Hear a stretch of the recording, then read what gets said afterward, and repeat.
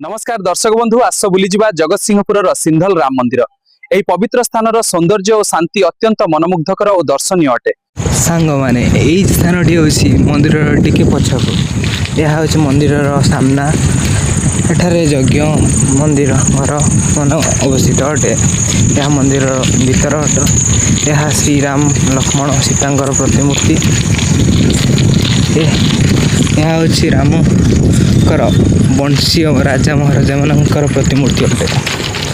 एठारे समस्त प्रकार मंदिर यथा शिव पार्वती इत्यादि मंदिर मान रही पवित्र पर्यटक स्थली श्रीरामंकर मंदिर रे बहुत लोक आसी था। यार टिके यही पवित्र स्थान रे अन्न प्रसाद भोजन लोक करते प्रसाद भोजन कर बहुत तृप्ति लाभ करता। मैं एतिक वीडियो बंद करुँच। जय श्रीराम।